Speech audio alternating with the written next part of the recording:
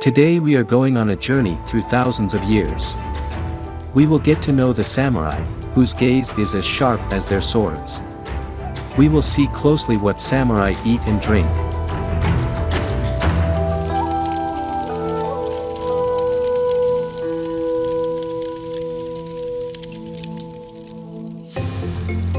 Everyone has heard the saying since the invention of gunpowder weapons.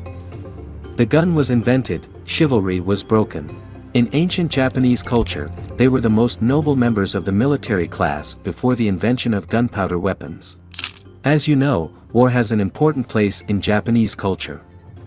The Japanese are a fighting people who have never hesitated to fight in their thousands of years of history. This characteristic of theirs has led to the emergence of many military units. Samurai is a Japanese word meaning one who serves. Samurai are elite soldiers who put their lives on the line if necessary to serve Japan and the Japanese people. It emerged as a result of land disputes in Japan. Centuries ago, the fact that only 20% of the land in Japan was suitable for agriculture caused bloody land fights, and these elite soldiers emerged as a balancing factor. Since land wars in the past required both religious and physical development and methods of struggle, the development of the samurai is actually based on this phenomenon. Let's go back a little further. Let us introduce you to the deadliest and sharpest swordsman of the samurai so that you can get to know the samurai better. About 2,700 years ago in Japan, Jimmu Tenno, known as the Immortal Warrior, became the head of a tribe.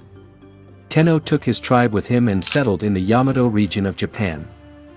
The Yamato tribe organized many expeditions to Asia with their fearless leader Tenno at their head. They were impressed by the cultural richness, technology and martial arts of Korea and China.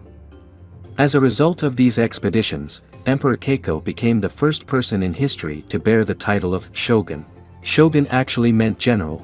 Keiko was the best man in battle. Keiko's son Prince Yamato was a master warrior like his father. Known as a fearless, strong, daring young man, Yamato became the point man in the samurai philosophy.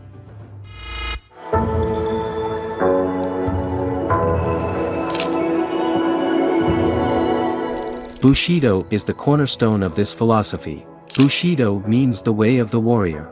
Fear has no place in this philosophy. Samurai were also based on the understanding of Bushido. You will never see a samurai who could not overcome the fear of death. The philosophy of Bushido became a guiding principle for the samurai and had a profound influence on the character, skill and lifestyle of these fearless warriors. The basic principles of Bushido are as follows. GI. Integrity. Samurai strive to make decisions correctly and fairly. U. Heroic courage. Samurai must be fearless and follow the path they know is right. Gene. Compassion. Samurai must be kind and compassionate, but can also be tough when necessary. Rei. Respect. The samurai must respect all beings and events. Meo. Honor. For the samurai, his name and honor are paramount. Makoto. Honesty and sincerity. Samurai must be honest and sincere. Chugi. Duty and loyalty. A samurai must be loyal to his lord and friends. These moral and ethical values of the samurai are as important as their warrior skills and are deeply embedded in their social, cultural and personal lives. Samurai adopted these principles to become disciplined and strong individuals, not only physically but also morally.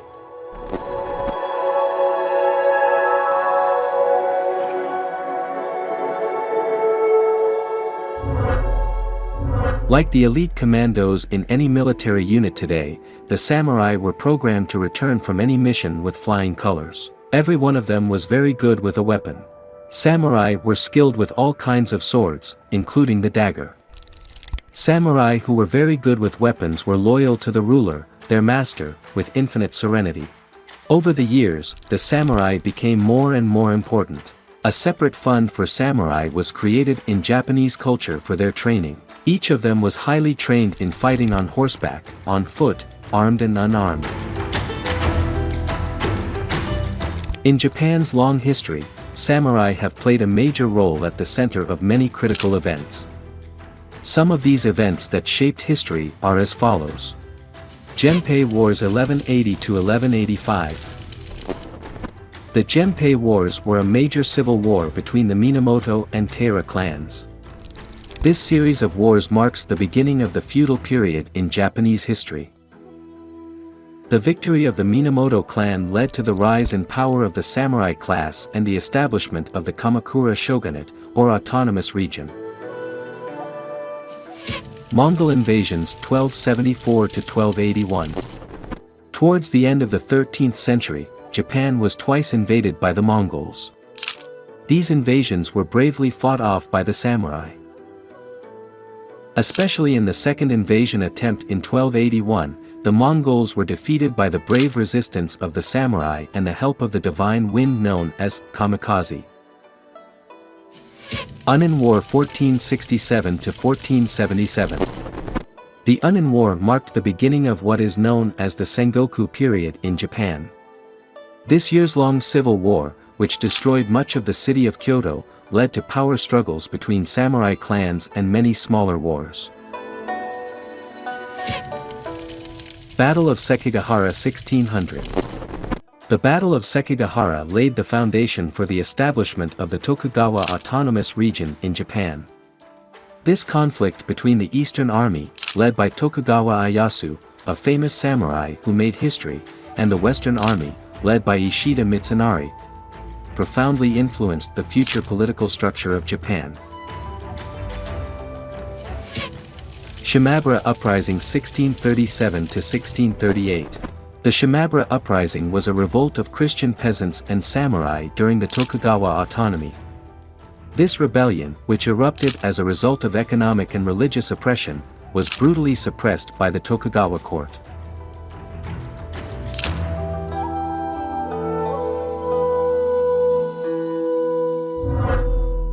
Until the 13th century, samurai also used arrows and sticks, but after the Mongol War, they started to use swords and spears with bladed ends. Each samurai carried 2 swords. This was the first rule. Depending on the type of battle, a samurai would pull out whichever sword was needed at the time and use it. This sword you see here is called Dado Katana. This is a long sword. This short sword is the Shoto Wakizashi. The samurai who carried 2 swords would also have small knives called tanto hidden somewhere in their clothes.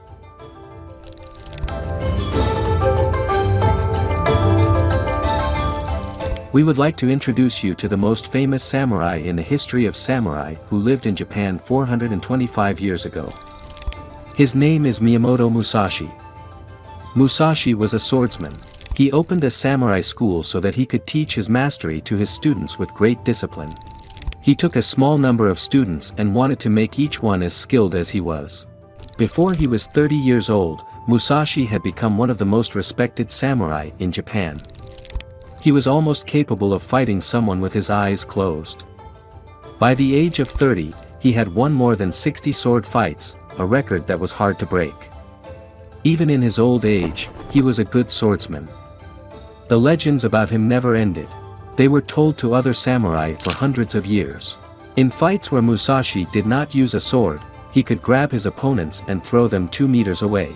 Samurai Musashi, nicknamed the Saint of the Sword, could also walk on water, and there are even legends that he could even hover in the air for long periods of time, which is hard to believe.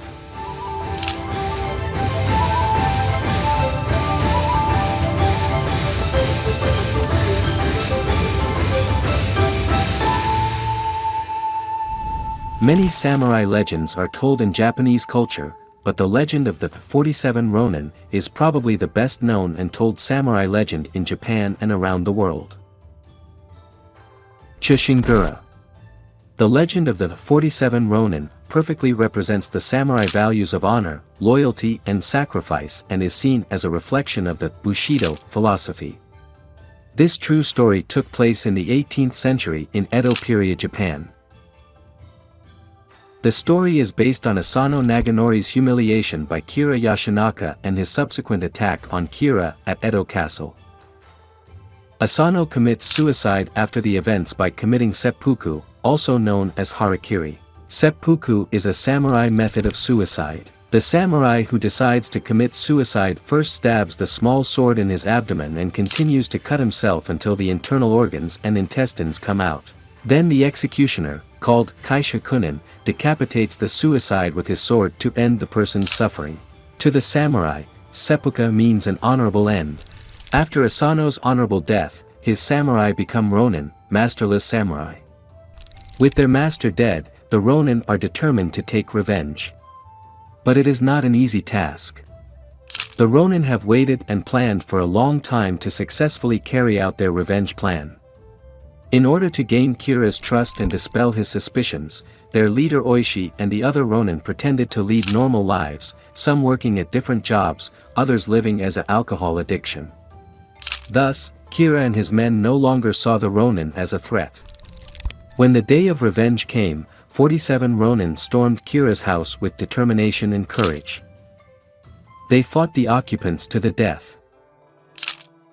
When they found Kira, in the interests of justice, Oishi offered him the chance to commit seppuku, but Kira refused, so the ronin killed him.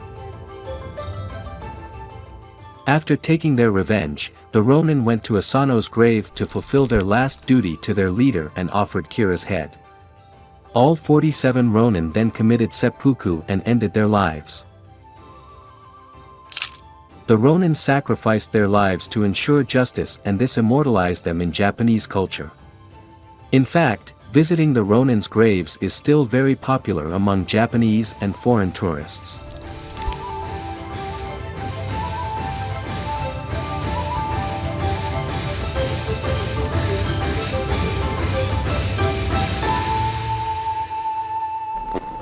A samurai should be well conditioned in wartime, but in peacetime he should be twice as well conditioned. He should be able to wield a sword much better.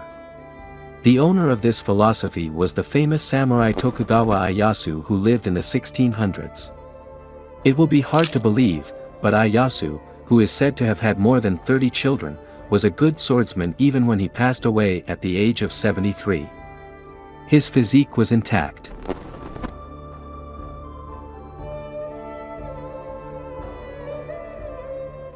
Samurai were loved and respected by both the people and the state administration. As a privileged class, samurai have been a source of pride throughout Japan's history. However, this tradition, interest in and respect for the samurai was abolished by Emperor Meiji in 1876. As soon as he came to power, Emperor Meiji changed the sword-carrying laws and made samurai a thing of the past. He only allowed some ranking officers in the army to carry swords, but only in ceremonies. No one could understand why he did this. But his rules and laws dealt a big blow to the samurai. What a soldier was without a rifle, a samurai was without a sword. What a fighter pilot was without an airplane, a naval commando without a diving tube, a samurai was without a sword.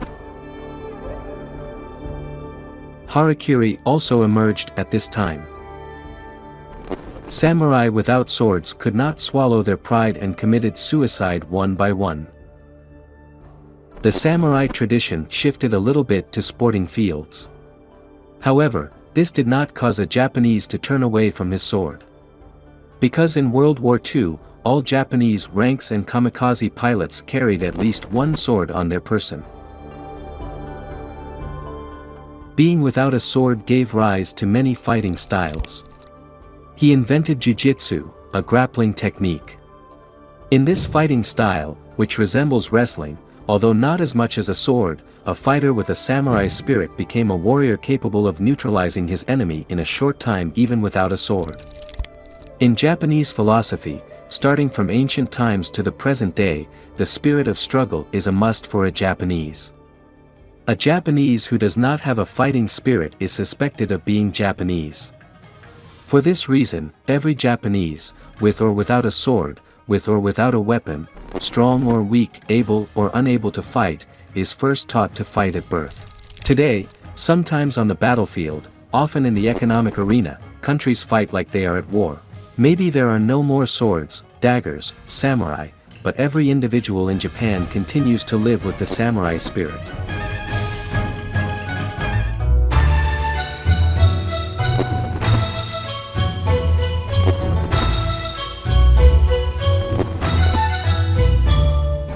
Today we will dive into the Japanese anime culture. ご主人様お目覚めです朝一番のご挨拶窓を開けて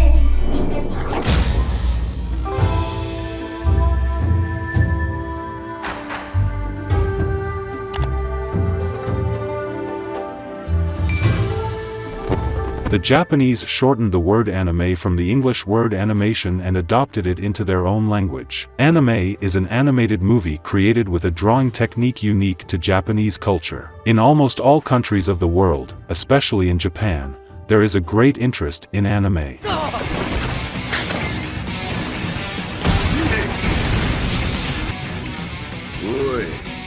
The love for anime is not just watching an animated movie on the screen. It goes as far as that animated movie dominating a person's whole life. The love for anime is crazy. So why do people love anime so much?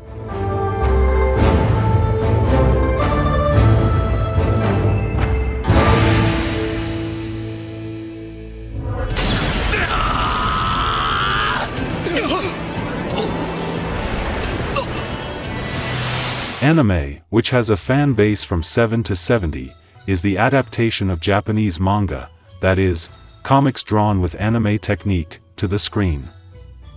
Many anime you watch are actually adapted from Japanese comics. In Japan, there was a great interest in manga in the past years as well as anime. Mangas were even the subject of lessons and homework in schools.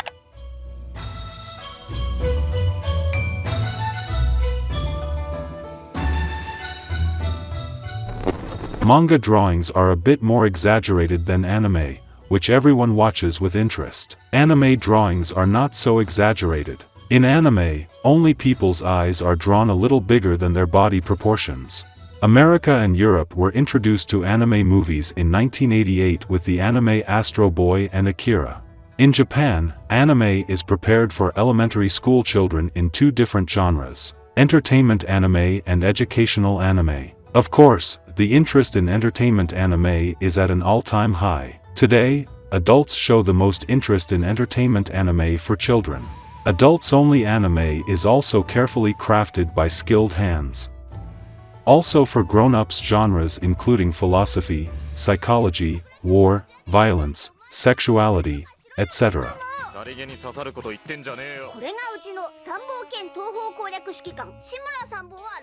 There are more than 400 production companies in Japan that make only anime. In 1917, Oden Shimokawa made a movie called Imakuwa Muzoku. This movie is considered the first anime in history.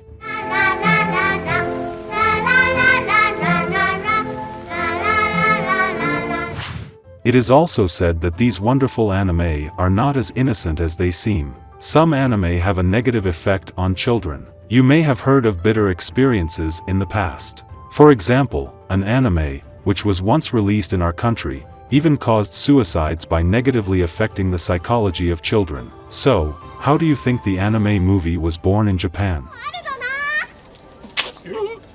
In fact, Japanese filmmakers were influenced by the cartoons and animated films they watched in America, Russia, France, and Germany, where they traveled frequently at the beginning of the 20th century. According to the information in the written sources, there was no money in the Japanese movie industry in the past. While millions of dollars were budgeted for a movie in the US, the situation in Japan was bleak. At that time, when Japanese filmmakers couldn't find millions of dollars in funding like their American counterparts, they decided to make animated films to tell similar stories. Because they didn't have $5 million to pay for a leading actor, and they didn't have enough popular leading actors to sell the movie. Japanese filmmakers came up with the ingenious idea of releasing their films on a low budget and with virtual characters who would later become stars. Popular in Japan in the 1990s, anime began to be recognized and watched all over the world in the 2000s.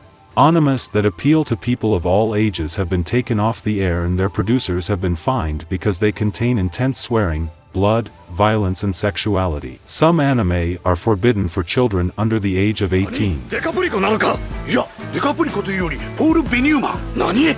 美乳なのにマン？少年みたいな体してるぞ。あり。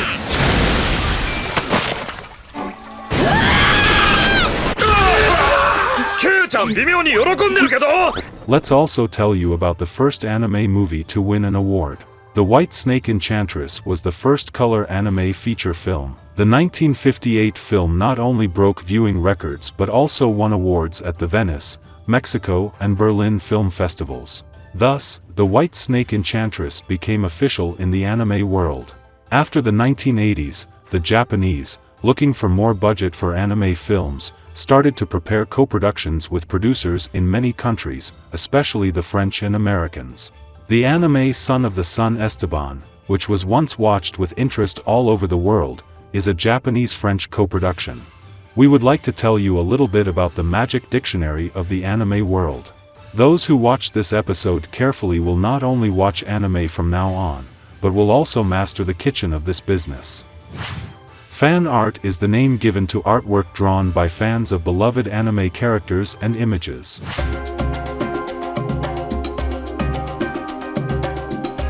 Have you heard the term fan fiction before? This term refers to stories about anime that fans write themselves. So the fan can change anything they don't like or dislike in the anime, or they can write a story that is entirely their own. But mostly it involves the characters from the anime. It stays true to the essence of the story. If a movie company doesn't translate and subtitle an anime in several languages, the fans immediately step in. This is called fan sub. They are translated and subtitled by fan subgroups, adding special fonts, styles, and features such as karaoke. Fans voluntarily prepare subtitles.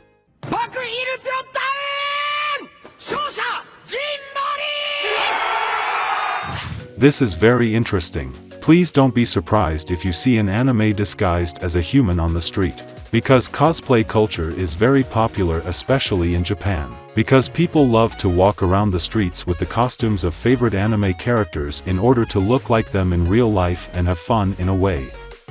Fans who devote their lives to anime are called otaku.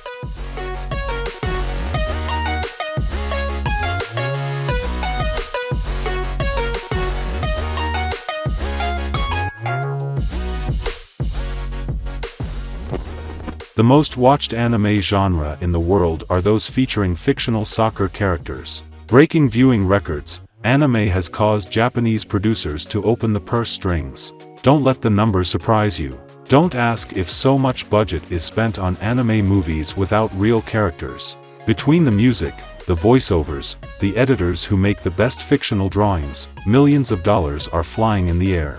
There are also different and expensive productions such as Hayao Miyazaki's Spirited Away with a budget of $19 million.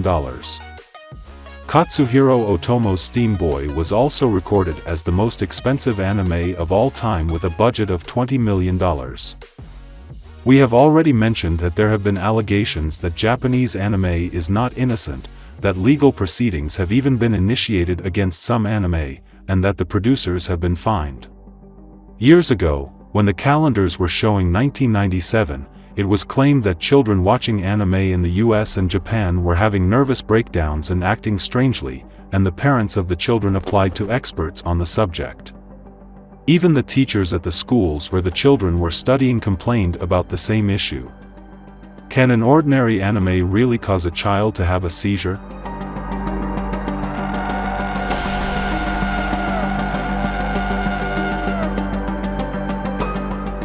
According to media reports, the glowing lights in Pokemon, the most popular anime, allegedly caused 12,000 children in Japan to have seizures and fall ill. This claim was also made in the animated television series The Simpsons, and Pokemon was criticized. In the related episode of The Simpsons traveled to Japan and became victims of seizures due to the cartoon productions.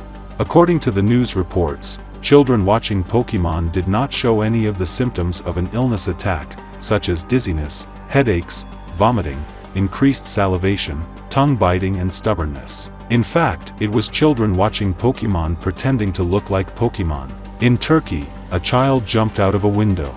In Japan, when as many as 10,000 cases were detected in one day, things got complicated and the media created the perception that the cases were seizures. Animals are watched with interest by millions of people around the world. What do you think about this anime craze that is sweeping the world? We are waiting for your comments. Thank you for watching our video. See you in the next video.